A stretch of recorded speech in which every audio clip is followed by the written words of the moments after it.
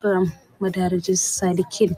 The time is 1 minute to 6 by 6 p.m. We're heading to the News and Current Affairs Department to come up with the global news with Hauwa Adamu Kiyawa. Stay tuned and do not go away.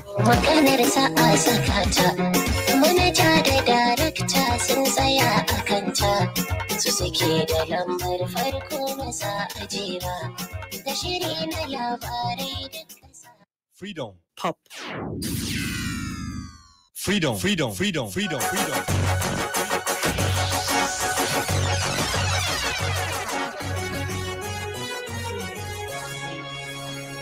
This is Freedom Global News. Joint Admissions and Matriculations Board registers 1.6 million UTME candidates and arrests 15. This is National Hajj Commission allocates over 4,000 slots to Katsina State for the 2023 Hajj. President Muhammadu Buhari returns from African Union Summit. This is And on the foreign scene, United States President Joe Biden visits Ukraine in the first time since Russian invasion.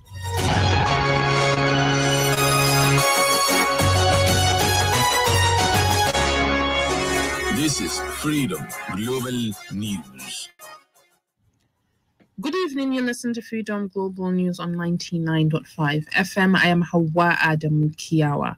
Today is the 20th of February 2023, which is equivalent to the 29th of Rajab, 1444 after Hijri. And now the news in full.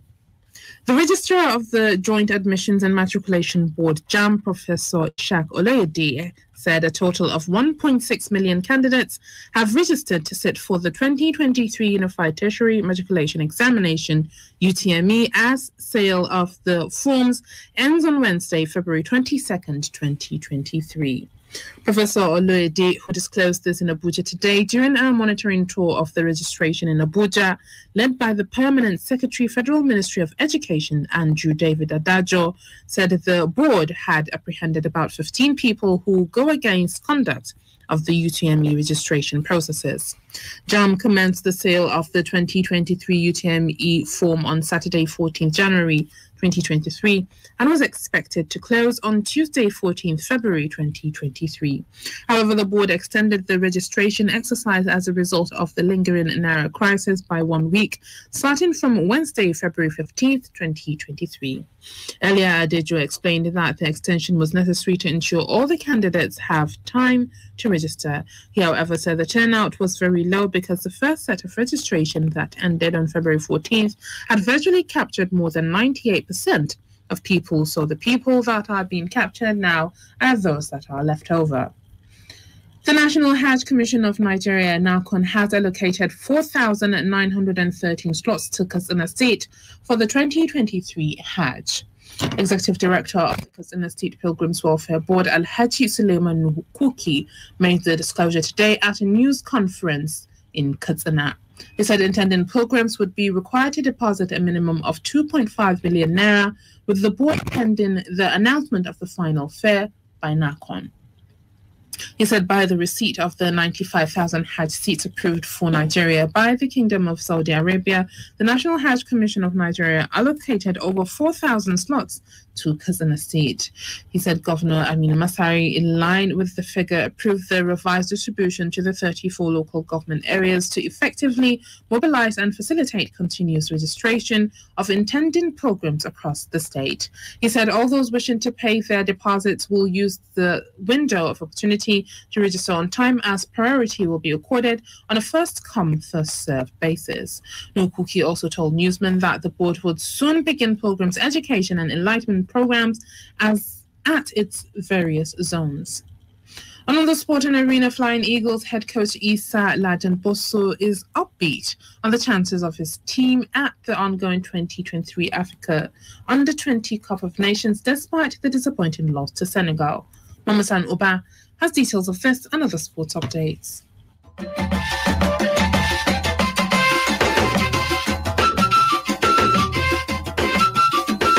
the 7-time champion Flying Eagles of Nigeria lost 1-0 to the Kings of Senegal in their opening Group A tie at the Cairo International Stadium yesterday. Despite setback, Flying Eagles head coach Ladan Bosso insisted they will recover to excel in the tournament being played in Egypt. Bosso and his charges will be seeking to make up for Sunday's loss in order to maintain a chance of reaching the quarterfinal. The Wafubi champions will battle next match against host Egypt on Wednesday by 6 p.m. Nigeria time. Meanwhile, Spanish La Liga club Atletico Madrid have entered the race to sign Super Eagles striker Victor Osimhen from Napoli. The Nigeria international has been on the priority list of top European clubs following his outstanding display for Italian Serie A side so far this season. The Nigerian has attracted greater interest from football scout owing to his 18 goals in 19 league games and recent records. The 24-year-old striker, who reached 100 club record goals before Cristiano Ronaldo and Lionel Messi in his earlier career, has piqued the interest of top Premier League clubs like Manchester United and Chelsea, who are looking to bolster their attack. In another update, Nigeria's #1 badminton player, Anualua Opeori, has won his third African title in a space of 5 years to assert himself as Africa's undisputable champion. His latest victory in South Africa at the weekend, as he beat Mauritius Julian Paul 18-21, 21-13, 21-18 to win the gold medal of the men's single of the All Africa Senior Championships. With his latest win, Opeori has added to earlier titles won in Port Harcourt in 2019 and Uganda in 2022. He had also won the men's single title at the Africa Games in Morocco in 2019 to make it 4 titles in 5 years. And on tennis, British #1 Cameron Norrie suffered a straight set defeat by Carlos Alcaraz in the final of the Argentina Open last night. The 27-year-old missed out on a 5th ATP title after losing 6-3, 7-5 to the top seed Alcaraz. Muhammad Sani Uba, Freedom Radio.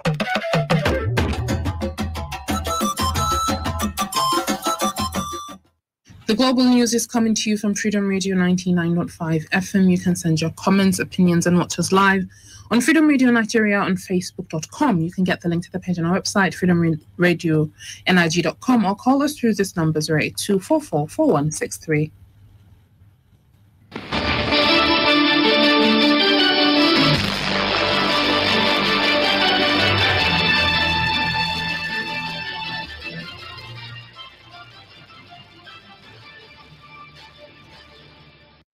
Welcome back. You still listen to Freedom Global News on 99.5 FM. President Muhammadu Buhari has returned to Abuja after participating in the 36th summit of the African Union in Addis Ababa, the capital of Ethiopia. President Buhari, who left the country last Thursday afternoon, participated in a couple of events during the 3-day outing, including high-level meetings on peace and security, climate change, and the political situation in some West African countries. Besides the African Union Summit with the theme Acceleration of the African Continental Free Trade Area Implementation, the President also took part in an extraordinary summit of the Authority of Heads of State and Government of the Economic Community of West African States, ECOWAS, which held on the sidelines of the main event. He also took part in the second Conference of Heads of State and Government of the Sahel Region Climate Commission, SRCC, where Nigeria was picked to hold Secretariat of the Sahel Climate Fund. During some of the meetings of the 36th African Union Summit, President Buhari presented Nigeria's positions on critical continental issues, including urging member states of the Union to ratify the AfCFTA agreement for the economic development of the continent, as well as calling on them to strengthen early warning systems to rein in conflicts. The president is expected to lead other leaders of the ruling All Progressives Congress, APC, including the presidential candidate Asiwaju Bola Ahmed Tinubu, to Lagos on Tuesday for the last of the party's presidential campaigns. Meanwhile, the Nigerian Meteorological Agency, NIMET, has predicted thick dust haze from today to Wednesday across the country. NIMET's weather outlook, released on Sunday in Abuja, forecasts thick dust haze with horizontal visibility of less than 1,000 meters over the north and north-central cities throughout the forecast period. According to the NIMET, moderate dust haze with horizontal visibility range of 2 kilometers to 5 kilometers is expected over inland and coastal parts of the country, while localized visibility of less than 1,000 meters is not unlikely throughout forecast period. The Agency said for Tuesday, thick dust with horizontal visibility of less than 1,000 meters is anticipated over the north and north-central cities throughout the forecast period. The agency also envisaged thick dust haze with horizontal visibility of less than 1,000 meters over the north and north-central regions throughout the forecast period on Wednesday. And on the foreign scene, United States President Joe Biden has made a surprise visit to Kyiv, his first to Ukraine since Russia invaded almost a year ago. It comes as the anniversary of Russia's invasion. It comes as the anniversary of Russia's invasion approaches on 24th February. Biden said the United States would stand the Ukraine for as long as it takes and praised their heroic fighting. He said he is due to begin a 3-day visit to Poland later today. President Volodymyr Zelensky hailed Biden's most important visit and thanked him for supporting Ukraine. Meanwhile, the European Union foreign ministers meeting in Brussels will discuss how to make sure Ukrainian forces have enough ammunition, and the Russian forces have sustained very high losses in their assault on the eastern town of Vuhledar. According to UK intelligence, flooding and landslide triggered by torrential rains in Brazil claimed at least 36 lives on Carnival weekend in southeast Sao Paulo state. The local authorities said on Sunday, and TV and social media footage from the town of São Sebastião showed entire neighborhoods underwater, debris from hillside houses swept away by oozing earth, flooding highways, and cars destroyed by fallen trees, among other damage. The news report said at least 35 people died in São Sebastião, and the state government said a girl was also killed in the town of Ubatuba.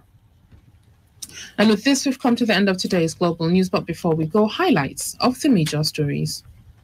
The Registrar of the Joint Admissions and Matriculation Board, JAMB, Professor Ishaq Oloyede, said a total of 1.6 million candidates have registered to sit for the 2023 Unified Tertiary Matriculation Examination on sale of the UTME, as sale of the UTME forms ends on Wednesday, February 22nd, 2023.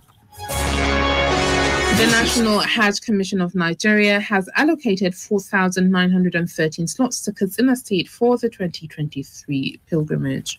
President Muhammadu Buhari has returned to Abuja after participating in the 36th summit of the African Union in Addis Ababa, the capital of Ethiopia.